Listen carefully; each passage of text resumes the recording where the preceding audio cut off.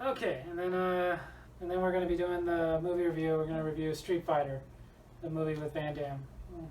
Is that when we're gonna finally find out why your wife hates me? I keep telling you she hates you because you're stupid.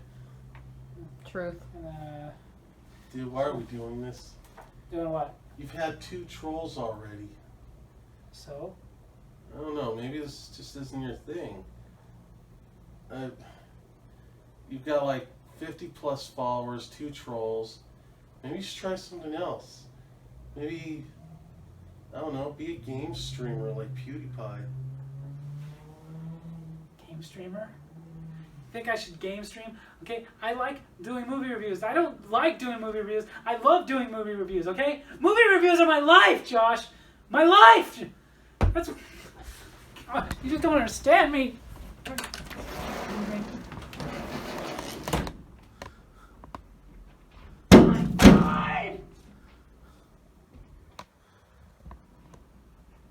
What a baby.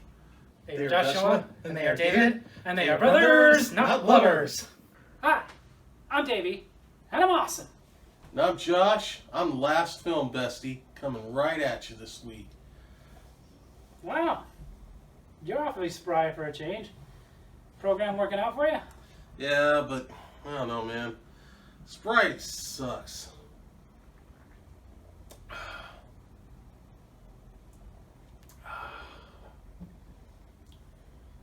Well, good to know you're being a trooper. You know, one day at a time, right?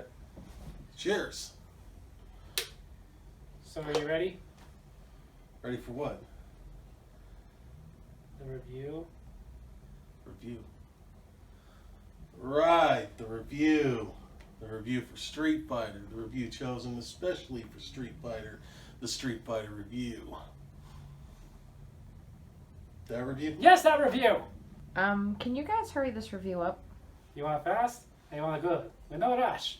You know rush cinema snob, you know rush nostalgia Craig. You know the Russia that Davey is awesome. This is my speech. What with Papa? That's how you talk about it. Okay, enough. Excuse me. We don't care if you get it. So, now to review one of the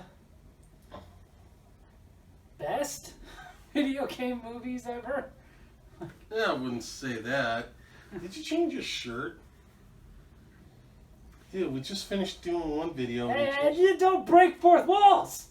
Now I say best video game movies because really, as a general rule, movies based on video games suck. Hey, Mortal Kombat was a masterpiece, and that sequel, my God, how did it not get an Oscar? It was so bad. Yeah, that was the thing about the second one. The first one, let's face it, it was entertaining, but it was a piece of crap. And then the second one, they were like, it was like they were challenged to be worse than the first one, and boy, did they succeed. Yeah. And that seems to be the theme with video game movies. The best you can hope for is that they're going to be so god-awful that they're entertaining to watch. Like, for example, we mentioned Mortal Kombat and Mortal Kombat Annihilation. They're fun to watch, but they're terrible. My favorite video game movie of all time is the Super Mario Brothers. And again, that was like the first time you and I left a movie theater and went like, that was awful, but for some reason I liked it. And among those really bad video game movies is Street Fighter. So I do gotta admit, as much as I like watching this movie now, I get a kick out of it, I get entertained. When I first saw it in theaters, I was actually pissed off. So was everybody else. So was Van Damme. So was the ghost of Raul Julia. Seriously, I mean, at the time, video game movies, they hadn't made a whole lot of them, so we didn't know yet. Now, if you go and see a video game movie and come out of the theater and tell me, like, well, that movie sucked, I'm going to look at you and go, like, well, yeah, it's a movie based off a video game. What'd you expect? That's how they used to do superhero movies back in the 70s and 80s. Kind of, but there's still yet to be, like, a good video game movie. It's just kind of a rule. If it's based off a video game or anime, it's going to be terrible. You telling me? Oh, you know what? What? Ryan Reynolds was great in that movie. How dare you? Great in one movie. Pikachu! Never mind. Get on with the review. I would, but right now I really want to choke you. But as time has gone on, I've learned turn to, at least for the fact that it is a fun movie, terrible and very, very fun to make fun of, Street Fighter. Made in 1994, written and directed by Stephen E. D'Souza, and distributed by Columbia and TriStar Pictures. 1994. Yep. In 3 more years, that movie will be 30 years old. Yep. We were teenagers. I was 13. Yeah, so I would have been 12 years old. Oh. But I remember you were smart and went and saw another movie when we went to the theaters. I went and saw this one with Dad. Because we all didn't want to see the same movie. And I regretted it. The movie opens with GNT, the global news television. Yeah, because that's the thing. Give it time.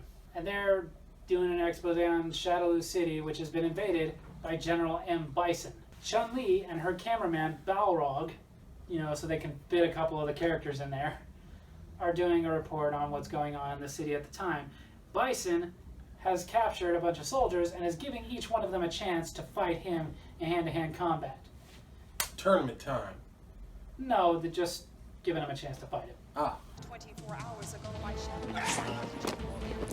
Pathetic. Roll Julia! Yes, that's right. Gomez Adams himself played General M. Bison. And sadly, this was his last film. Ouch.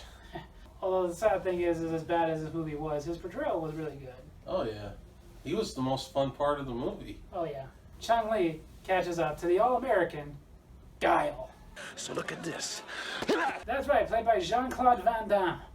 He plays the All-American because, as you can tell, he is as American as the baseballs and the apple pies. Yeah. Dutch apple pie.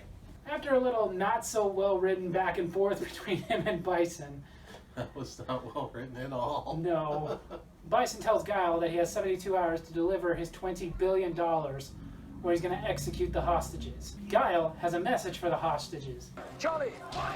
Charlie! Hang on, buddy. Oh, crap. Charlie. What? Oh, I'm not Charlie. Charlie. Okay, look.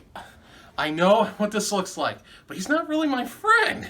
I mean, we were hitting on the same girl. She wanted me, not him. So he's taking it out on me. Charlie. I swear, I don't even like them anymore. I don't want to be an American soldier.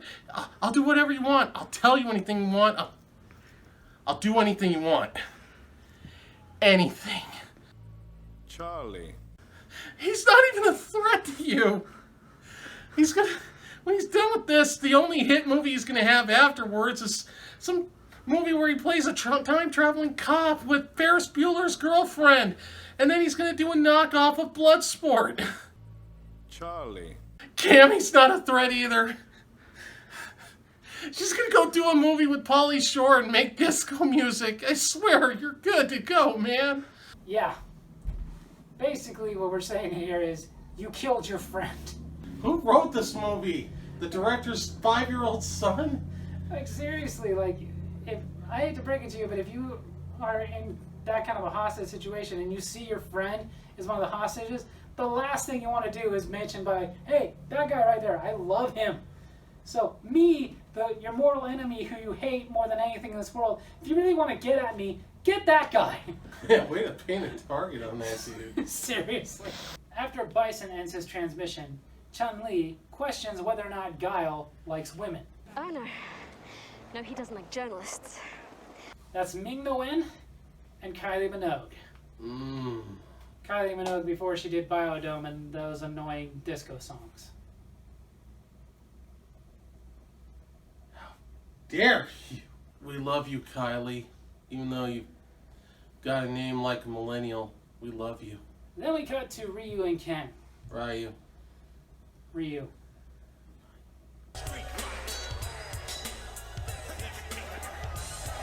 The people this movie should have been focusing on, considering they were the characters that got everybody to always buy the games. Cammy always got me buying the game. Okay, but the average person bought the game to be Ken or Ryu. And they are meeting with Sagat, the Thai mobster played by Wes Studi, the famous Native American actor. Ken and Ryu are there to sell... Right. They're there to sell Sagat guns, which Sagat has already stole from them, but there's a problem. Pavel! toys. So, of course, this leads to... Yeah! Then after this, we immediately cut to Dr. Dalsine, My science twisted to serve perversion instead of peace. who's a scientist, not a fighter, doesn't do anything. That was the most disappointing part of this movie. In fact, I think he stretched a little once. The entire time, yeah. But he goes bald, so okay. Video game. And they are having him genetically alter Charlie.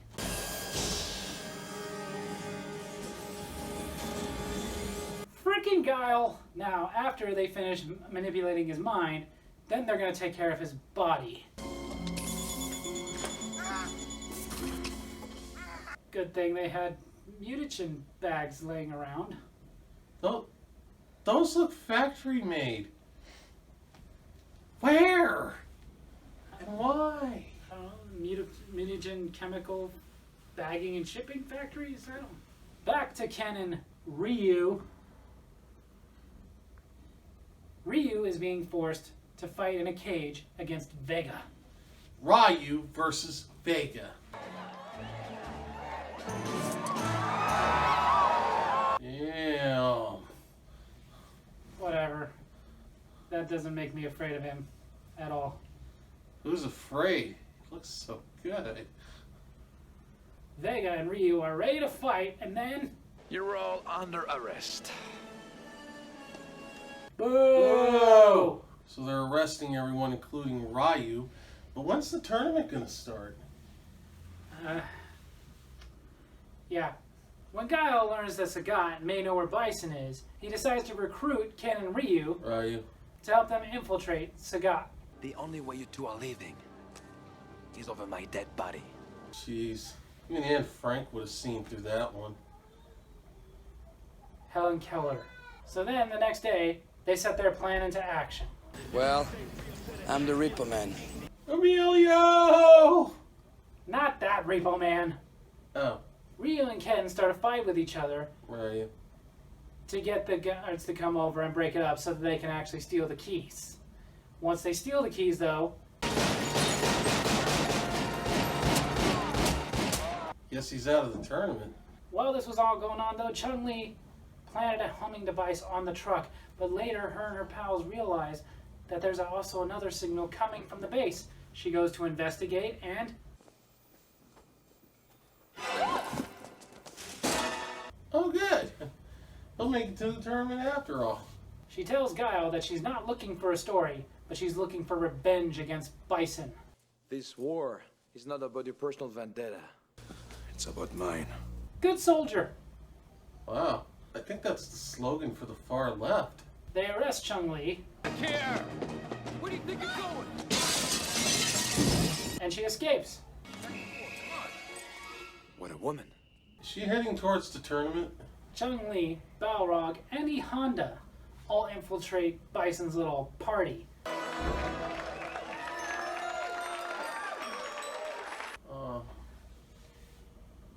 Calm down. I know Ming Na Wen is hot. Back then, and actually still hot, but calm down. Chun-Li lures Ken into her tent. You got another one of those masks for me, darling?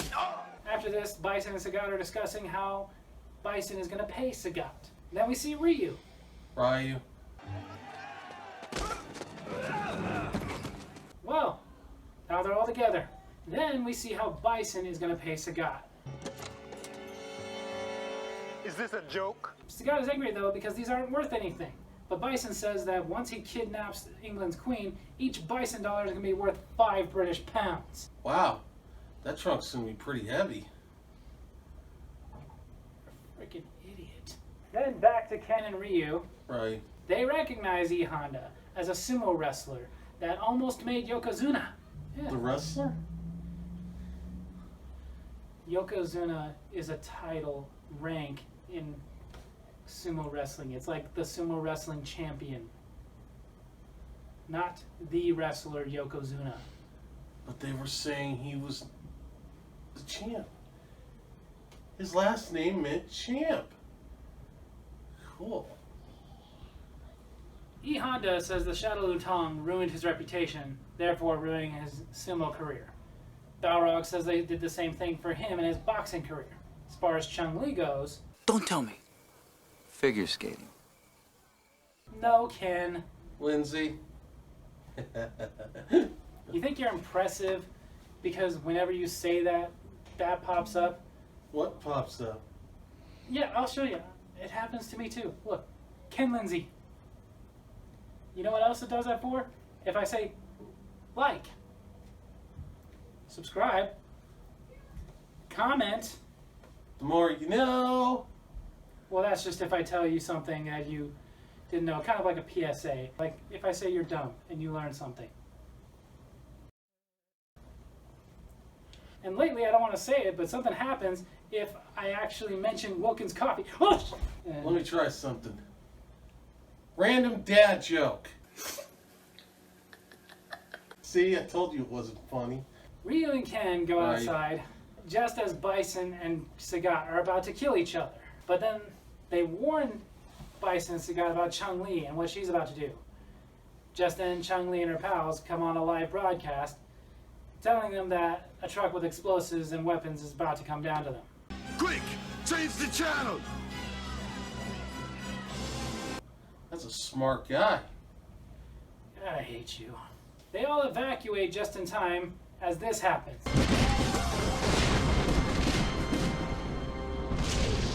Yeah! Why do you do that? I like explosions. Yeah, explosions are nice. Bison captures Chun-Li, E. Honda, and Balrog. To force him into the tournament? No! He has the two men interrogated while he sends Chun-Li to his room. E. Honda and Balrog get a little bit interrogated and tortured and then quickly escape. As far as Ken, don't do it. Don't do it. Ryu. It's Ryu. Are getting welcomed. Now you look like bison troopers. Actually, they look like they do in the video game. Now we're ready for the tournament. Guile is told in front of his soldiers by the AN that they're not going to go and engage Bison. They're just going to pay him the ransom. Guile doesn't like this, so he's been relieved of his command. So he goes and gives the instructions to his men, tells them that they can all go home. But he's not going to get home. Yeah, he's got a tournament to get to. He says he's going to get in his boat, and he's going to go kick Bison's butt so hard that the next Bison wannabe is going to feel it. Now, who wants to go home and who wants to go with me? Suck it, Braveheart! Back to Chun-Li. She's in Bison's chambers, telling him all about why she wants revenge on him. See, apparently, when she was a kid, Bison and his men raided her village and were driven away, fought off, but as he was leaving, he shot her father in the heart. Thing is, Bison doesn't remember any of this. To her, it was the most important moment of her life, but to Bison, It was Tuesday. Cold. Ken and Ryu help Honda and Balrog escape. So they can... Shut up about the tournament! Back to Chun-Li, she tells Bison all about how she's been studying the martial arts for the day that she meets him and takes him out. He says he can't see any threat in her. She was harmless. But she says that's exactly what he wanted her to think. Yeah! Just as she's about to end Bison once and for all, that's when her friends come in and distract her long enough so that Bison can get into his safe room and turn on some gas. It's gas! We gotta get out of here! What was your first clue, genius? Leave Hondo alone. He does the best he can. Just as Guile, T-Hawk, who's now there, and Cammy are getting close in their stealth boat, Bison uncovers them. Yeah! It's okay, though. They all eject just in time. Oh, good. I was afraid we weren't going to get a tournament. In Dr. Dulcime's lab, a guard realizes that Dulcime has been feeding Blanca nice, wholesome images to balance out the rage. When he realizes this, he's now ready to kill Dr. Dulcine. He even throws him into some chemicals, and it's at this moment that we finally get a good look at Blanca.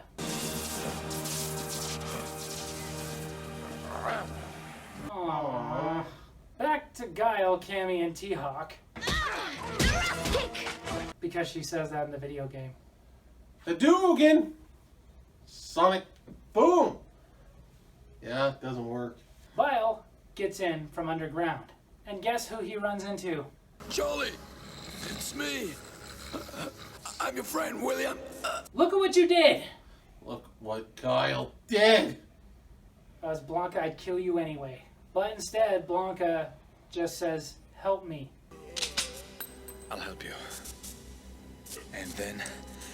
And he also says that he's gonna make them pay. No.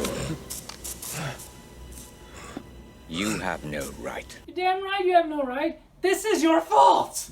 Can we get on with the tournament already? Well, just then, Bison goes to raise Blanca up to have him kill the hostages because he didn't get his ransom. But it's Guile. That's not his voice. While everyone in the room is fighting.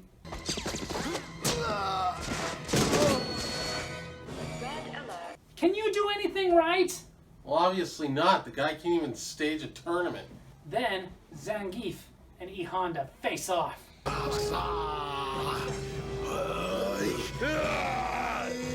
I don't think he's Japanese. What was your first clue, genius? Guile and Bison finally have their showdown. Miracle! Some of the soldiers get a live feed of what's going on.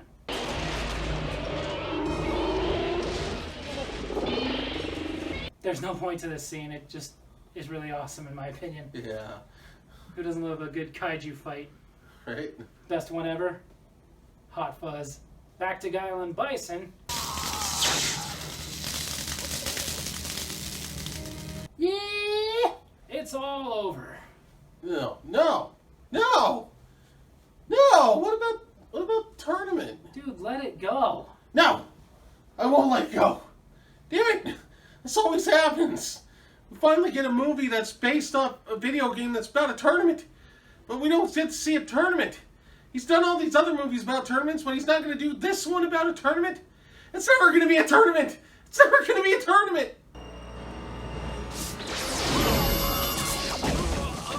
Oh, sweet. Now we do the tournament. This is merely superconductor electromagnetism. Bison explains that this electromagnetism raises bullet trains, raises his chair.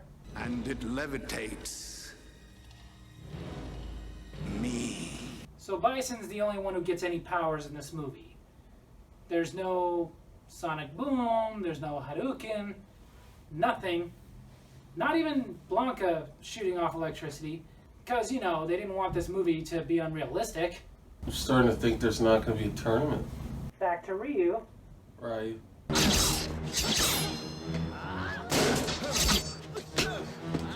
Is it weird that Vega brought his Matador pants? Be weird if he didn't. Lindsay! Well, now it's even. After Ken and Ryu defeat Sagat and Vega,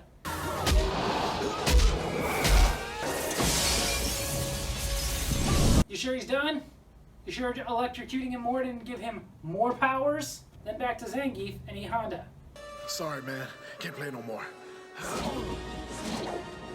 After this, DJ, who's also there by the way, fills in Zangief about the fact that their boss is the bad guy. Zangief says, though, if he's the bad guy, then why are you working for him? DJ says because he paid him a fortune. You got paid?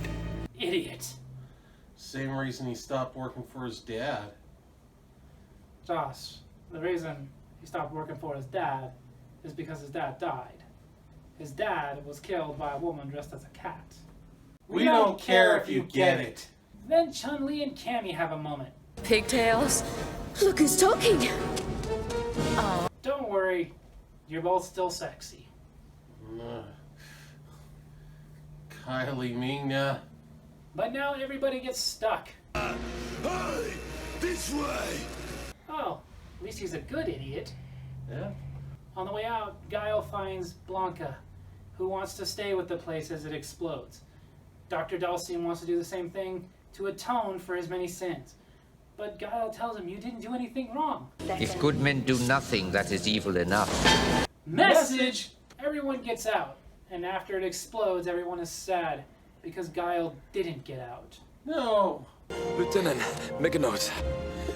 I need a vacation. Well, he did get out, and he got his vacation. Careful what you wish for, pal.